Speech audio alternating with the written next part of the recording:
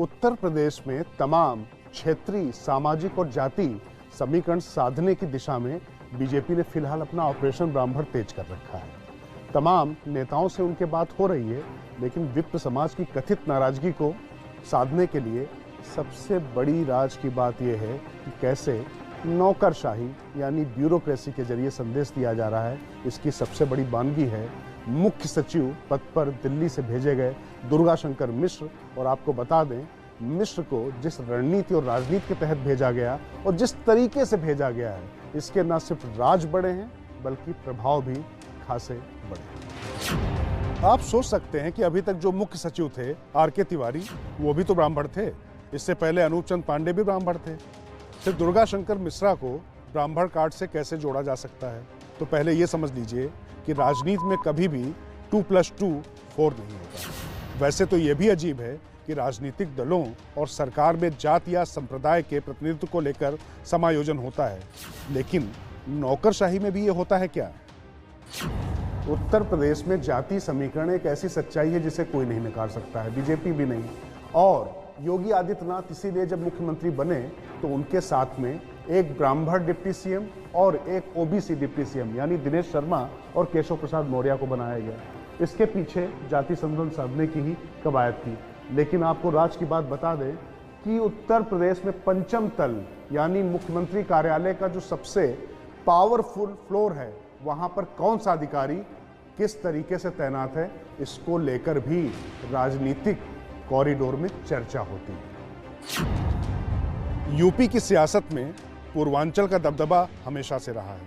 पूर्वांचल से राजपूत चेहरा आने के बाद खास तौर से बीजेपी की सियासत के लिए ब्राह्मण और गैर यादव ओबीसी के बीच संतुलन कायम रखना चुनौती थी। डिप्टी सीएम मौर्य के रूप में एक कद्दावर पिछड़ा चेहरा तो यूपी में था, लेकिन दिनेश शर्मा ब्राह्मणों के बीच उस तरह का चेहरा कभी नहीं बन पाए। फिर ब्राह्मण बनाम ठाकुर का जाति विमर्श पूर्वांचल में ही ज्यादा रहा है। इसीलिए बीजेपी ने लोकसभा चुनाव से पहले प्रदेश अध्यक्ष महेंद्रनाथ पांडे को अध्यक्ष बना दिया था। वह भी पूर्वांचल से हैं और केंद्र में मंत्री थे। 2019 में जीत के बाद महेंद्रनाथ पांडे को केंद्र में फिर वापस लाकर स्वतंत्र देव सिंह को प्रदेश अध्यक्ष बनाकर पिछड़ों में ताकतवर कुर्मी समुदाय के बीच संदेश दिया गया। इसके बाद योगी सरकार पर जातिवाद के गंभीर आरोप विपक्षी दलों की तरफ से उठाए गए। संगठन और सरकार के भी कुछ कोनों से ये बातें उठी, तो उसको दुरुस्त करने के लिए तुरंत आला कमान ने कमान संभाली और तमाम एससी ओबीसी मंत्री बनाकर उनके पोस्टर तक छापे गए। लेकिन विप्र समाज की नाराजगी को देखते हुए अब उस पर भी कोर्स करेक्शन शुरू किया गया है। अब राज की अहम बात ये जानिए कि दुर्गाशंकर मिश्र का किरदार क्या है। आईआईटी से पढ़कर निकले और आईएएस बने मिश्र की करीबी पिछली सरकार में सबसे ताकतवर रहे नृपेंद्र मिश्र से रही है। साथ ही यूपी के पूर्व मुख्य सचिव और अब चुनाव आयोग में आयुक्त अनूप चंद पांडे उनके अच्छे मित्र हैं। सबसे बड़ी बात उस पूर्वांचल से हैं जहां ब्राह्मण और ठाकुर का विमर्श ज्यादा चलता है। और दुर्गाशंकर मिश्र की छवि दमंग और काबिल अफसरों में मानी जाती है। एक और राज की बात, यूपी में जब जब समाजवादी पार्टी की सरकार आई तब तब दुर्गाशंकर मिश्र को चाहे मुलायम सिंह यादव मुख्यमंत्री रहे हों या फिर अखिलेश यादव, दोनों ने हाशिए पर रखा। इसके उलट बीएसपी सुप्रीमो मायावती ने उन्हें अच्छी तैनातियां दी। बीएसपी और सतीश चंद्र मिश्र के साथ उनकी केमिस्ट्री एंड चुनाव से पहले काफ़ी दिलचस्प हो जाती है और इसके मायने भी सियासी गलियारों में पढ़े जा रहे हैं। राज की बात है कि योगी सरकार फिलहाल आर.के. तिवारी को ही मुख्य सचिव पद पर देखना चाहती थी और अभी आर.के. तिवारी का कार्यकाल भी अच्छा खासा बचा हुआ था, लेकिन उनको बीच में ही हटाकर दुर्गाशंकर मिश्र को भेजा गया। और ये केंद्रीय नेतृत्व को पता था कि इस नियुक्ति के खासे मायने निकाले जाएंगे, यानी वो चाहते थे कि इसके निहितार्थ उत्तर प्रदेश की सियासत में पढ़े जाएं और समझे जाएं। मतलब एक तीर से कई निशाने साधे हैं।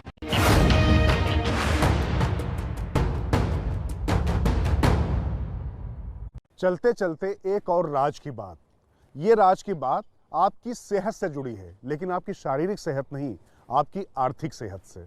आपको बता दें कि ओमिक्रॉन के चलते कहीं जैसे कोरोना में पूरे देश या बल्कि दुनिया की आर्थिक रफ्तार सुस्त हो गई थी या रसातल में चली गई थी। ऐसी स्थिति ना बनने पाए, इसके लिए प्रधानमंत्री नरेंद्र मोदी ने एक क्रैक टीम गठित कर दी है। इस क्रैक टीम की अध्यक्षता एक तरीके से गृह एवं सहकारिता मंत्री अमित शाह करेंगे। इसमें वित्त मंत्री निर्मला सीतारमण होंगी और साथ ही आधुनिकता और निर्माण में अपना नाम कमा चुके नितिन गडकरी होंगे और स्वास्थ्य मंत्री मनसुख मांडवाडिया होंगे।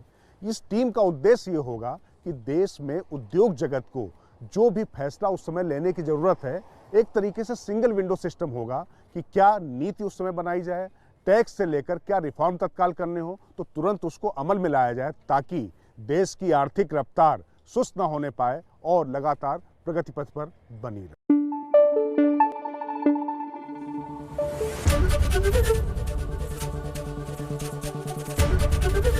एबीपी न्यूज आपको रखे आगे।